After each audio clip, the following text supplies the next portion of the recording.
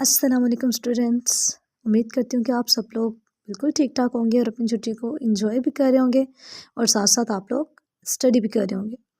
बेटे आप लोग अपना कोई काम मिस नहीं करेंगे, ठीक है। आपको पता नहीं काम दोबारा रिवाइज नहीं होगा, ठीक है। तो आप लोग जहाँ सारा दिन फ्री होते हैं तो आप लोग अपने काम को वक्त ज़रूर देंगे, ठीक है। तो अब बेटे हमने कल चैप्टर स्टार्ट किया था नया, दोस्ती हो तो ऐसी, जिसमें हम लोगों ने कल तारुफ पढ़ा था उसका और साथ में हमने तलफ़ुज़ सीखे की पढ़ाई की थी। आई होप आप लोगों ने लाजमी इसे रिवाइज़ किया होगा। और आज हम लोग बेटे करने जा रहे हैं इसकी रीडिंग। मैंने आपको बताया था कि ये कहानी जो है वो एक मुर्गे के बारे में है। जैसे जब भी इंसान कहीं भी रहता है तो ये लाजमी होता है कि उसके बहुत सारे दोस्त बन जाते हैं उसके आसपास, ठीक है। तो इसी तरह जानवरों के साथ भी होता है, वो भी कोई अकेला नहीं रह सकता, ठीक है। तो सबको किसी दोस्त की ज़रूरत पड़ती है कभी ना कभी। तो इस तरह जानवर भी एक दूसरे के साथ दोस्ती करके रहते हैं, ठीक है। तो बेटे हमने पढ़ा था कि हमें किस तरह पता चल सकता है कि कौन हमारा अच्छा दोस्त है। तो इस तरह ये जो मुर्गा है इसके भी बहुत सारे दोस्त हैं, ठीक है, स्टोरी में। तो अब हमें मुर्गे को इस बात का अंदाज़ा नहीं है कि उसका सबसे अच्छा दोस्त कौन सा है, क्योंकि उसे लगता है कि मैं तो सबके साथ बहुत अच्छा हूँ, तो मेरे सारे दोस्त मेरे साथ बहुत अच्छे होंगे, ठीक है। तो अब हम देखेंगे क्या वाकई ऐसा है, क्या मुर्गा जो समझ रहा है कि उसके सारे दोस्त बहुत अच्छे हैं तो सच में ऐसा है। तो बेटे हम लोग इसे पढ़ेंगे तो हमें फिर पता चलेगा, ठीक है। हम लोग इसकी रीडिंग स्टार्ट करते हैं। आप लोग अपनी बुक्स ओपन करें, चलिए शाबाश, इनसे बिस्मिल्लाह बिस्मिल्लाहिर्रहमानिर्रहीम। चलिए बेटे हम लोग रीडिंग स्टार्ट करते हैं इसकी। ओके, तो बेटे यहाँ पर देखिए, एक बहुत खूबसूरत मुर्गा था, सुनहरी पर लंबी दुम, सर पर कलगी का ताज। बेटे कलगी क्या होती है भला? वो जो मुर्गे के सर पर होते हैं ना, खड़ी हुई होती है, रेड कलर से बनी होती है। जैसे यहाँ पर देखें, ये आपको ये दिखाई दे रही है ना, इसे कलगी कहते हैं। और ये मुर्गियों के सर पे नहीं होती, ये मुर्गे के सर पे होती है। मुर्गियों के सर पे कलगी नहीं होती, मुर्गी जो होती है ना, जो इसकी मोनस होती है मादा, उसके सर पे कलगी नहीं होती, लेकिन मुर्गे के सर पर होती है और ये बहुत खूबसूरत लगती है। ये मुर्गे के सर पे बिल्कुल एक ताज की तरह होती है, ठीक है। जैसे किंग एक ताज पहनता है अपने सर पे, इसी तरह इस मुर्गे के सर पे भी होती है, जो कि बिल्कुल एक ताज की तरह होती है, ठीक है। इसे कलगी कहते हैं। आप लोग अगर आप लोगों ने देखा होगा रियल में मुर्गे को, तो आपने कलगी को भी देखा होगा, आपको अंदाज़ा होगा कलगी कैसी होती है। देखिए यहाँ पर क्या है, एक बहुत खूबसूरत मुर्गा था, सुनहरी पर लंबी दुम, सर पर कलगी का ताज। इस खूबसूरत मुर्गे के पास रहने के लिए घर न था। दाना दुनका चूने में दिन इधर उधर गुजार देता, रात को कभी इस शाख पर तो कभी उस झाड़ी में नींद पूरी कर लेता। चंद दिनों में सर्दी बढ़ गई। मुर्गा परेशान था कि सर्दी के ये दिन कहाँ गुजारेगा। मैंने आपको बताया था ना कल कि हर जानदार को ज़िंदा रहने के लिए घर भी लाजमी चाहिए होता है। जैसे उसे खाना चाहिए होता है, पानी चाहिए होता है, तो उसी तरह से उसे घर भी चाहिए होता है। कोई भी जानदार अपने घर के बगैर ज़िंदा नहीं रह सकता। वो उसके लिए घर जो होता है वो हमारे लिए एक महफूज जगह होती है ना, महफूज पनाहगाह, जो हमें तूफानों से और हर चीज़ से हमें बचा के रखते हैं, ठीक है। इसी तरह जानवरों के लिए भी घर का होना ज़रूरी होता है। जैसे देखें, जो मछलियाँ होती हैं उनका मस्कन क्या होता है भला? मछलियों का मस्कन होता है ना दरिया और समंदर। अगर हम मछली को बाहर निकाल लें पानी में से तो वो ज़िंदा नहीं रह सकती, ऐसा ही है ना। तो उसके ज़िंदा रहने के लिए उसके मस्कन का होना ज़रूरी है, उसके रहने की जगह का होना ज़रूरी है उसके लिए। इसी तरह अगर शेर जो है वो अगर जंगल छोड़ के बाहर आ जाएगा जंगल में से, जैसे अक्सर हम न्यूज़ में भी सुनते हैं ना कि शेर जो है वो जंगल में से बाहर आ गया, तो क्या होता भला? क्या वो ज़िंदा रह सकते हैं वहाँ से निकल के? अगर वो इंसानों की बस्ती में आ जाएगा तो या तो वो इंसान को नुकसान पहुँचाएगा या फिर इंसान उससे पहुँचा देगा, ठीक है।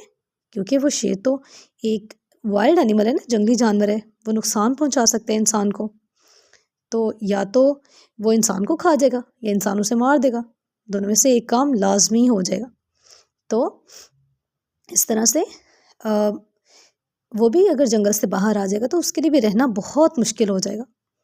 ठीक है, तो इस तरह हर एक जानवर के लिए ज़िंदा रहने के लिए उसे एक महफूज जगह चाहिए होती है।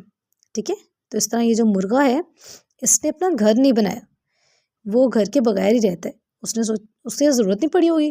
ठीक है, क्योंकि उसे लगा होगा शायद वो जहाँ झाड़ियों में सो जाता है तो शायद वो झाड़ियों में छुप जाता है सबसे, तो शायद ना वो उसके लिए एक महफूज जगह है, इसलिए उसे ज़रूरत ही नहीं पड़ी। लेकिन फिर क्या हुआ, फिर सर्दी हो गई और फिर वो परेशान हो गया कि बाहर तो इतनी सर्दी होती है, मैं कैसे रहूँगा इतनी सर्दी में। तो उसने सोचा कि अब सर्दी के ये दिन कैसे गुजारूँ मैं। वो इतनी जल्दी सर्दी तो आ गई थी, तो इतनी जल्दी उससे घर बनाना भी मुश्किल था। अगर वो घर बनाने भी लगता तो उसे काफ़ी दिन लग जाते अपना घर बनाते हुए, क्योंकि वो खुद बना रहा था ना। उसे पहले तिनके जमा करने पड़ते, फिर उससे घर घर बनाता वो। तो इसलिए उसे उसे लगा कि मुझे कहीं अपना बंदोबस्त ढूंढना चाहिए, उसे बनाने का ख्याल नहीं आया। ठीक है, अब देखिए इसी परेशानी में वो गांव की तरफ चल पड़ा।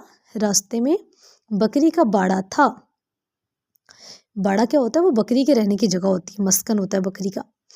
जब वो गांव गया तो उसने रास्ते में एक बकरी का बाड़ा देखा। बाड़े के बाहर आवाज़ लगाई, कुकड़ू को। ये मुर्गे की आवाज़ है, कुकड़ू को। मुर्गा जो है वो ऐसे बोलता है। ठीक है, ऐसे बांग देता है, जैसे अजान भी कहते हैं, मुर्गे की अजान, जो कि वो रोज़ सुबह सुबह फजर की अजान के साथ ही उठ जाता है और वो कुकड़ू को स्टार्ट हो जाता है। ठीक है, उसे पता चल जाता है कि ये अब अजान हो गई है, तो अब सुबह का वक्त हो गया है। तो वो इसलिए करते हैं ताकि जो आसपास लोग हैं ना वो जाग जाएं और उठ के फजर की नमाज़ पढ़ लें। ठीक है, तो बेटे वो जब गांव में गया तो उसे बकरी का बाड़ा नज़र आया, तो उसने वहाँ जाके आवाज़ लगाना शुरू की। वो क्यों आवाज़ लगा रहा था भला वहाँ पे, वो तो अपना घर ढूंढ रहा था। वो इसलिए आवाज़ लगा रहा था क्योंकि वो बकरी को अपने साथ मुखातिब करना चाहता था, वो उससे बात करना चाहता था। तो अब उसने उससे क्या बात की होगी, ये हम लोग कल पढ़ेंगे। आप लोग इसकी रीडिंग कीजिएगा। ठीक है, यहाँ तक आपकी आज की रीडिंग होगी। आप लोग इस रीडिंग को कंप्लीट कीजिएगा और फिर हम लोग नेक्स्ट पढ़ेंगे कि उसने बकरी से क्या बात करनी थी, जो उसके बाड़े के बाहर जाके कुकड़ों को कर रहा था। ठीक है, तो आप लोग इसकी रीडिंग यहाँ तक लास्ट में कीजिएगा और अच्छी तरह से कीजिएगा। ओके बेटे, आप इसी के साथ आ जाएंगे अपने पेज नंबर 112 पे। यहाँ पर क्वेश्चंस हैं जिन्हें आप लोगों ने सॉल्व करने हैं। ये है क्वेश्चन नंबर 5 और क्वेश्चन नंबर 6, ये दोनों हम आज करेंगे। ठीक है, अब यहाँ देखिए, यहाँ पर है बेटे अददी गिनती। जैसे हमने इंग्लिश में पढ़े थे ना, हमने मैथ्स में पढ़े थे ordinal numbers, the numbers that we use to find the position of things, objects और एनीवन। तो बेटे ये जो होते हैं ना, ये ऑर्डिनल नंबर्स होते हैं जो कि उर्दू में होते हैं। ठीक है, अगर ऑर्डिनल नंबर उर्दू में आ रहे हो ना तो हम उन्हें कहते हैं अददी गिनती, जिन्हें हम लोग किसी भी चीज़ की पोजीशन को फाइंड आउट करने के लिए इस्तेमाल करते हैं। ठीक है, जैसे देखिए, अगर हमें पता करना हो कि पेंसिल जो है वो किस नंबर पे है, तो हम क्या कहेंगे भला, पेंसिल जो है वो तीसरा नंबर पर है, 3 नंबर पर है, क्या हम ऐसे कहेंगे? नहीं, हम लोग ऐसे तो नहीं कहेंगे। हम लोग कहेंगे पहला दूसरा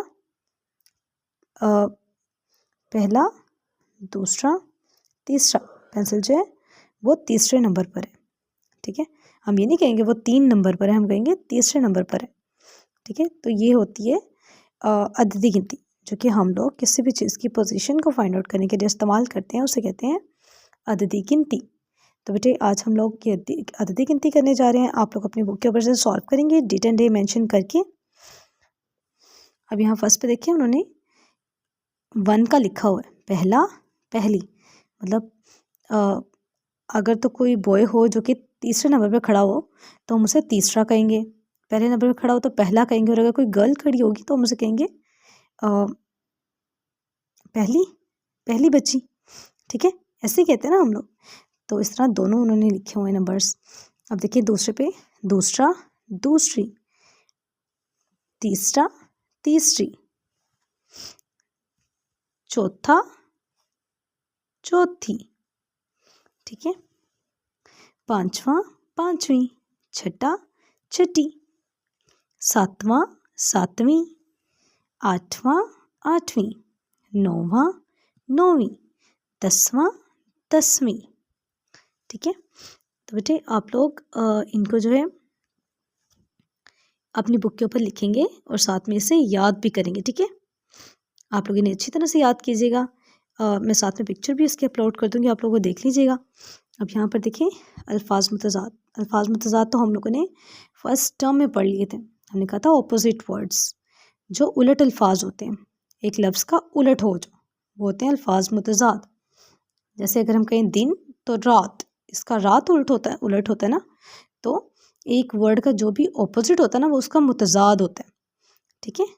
तो अब बेटे यहाँ पर देखें हम लोग इनके कॉलम ए में उन्होंने वर्ड्स दिए हुए हैं हमें, हमने क्या करना है, हमने इनके मुतज़ाद बनाने। देखिए फर्स्ट पे उन्होंने खुद दिया हुआ दिन रात।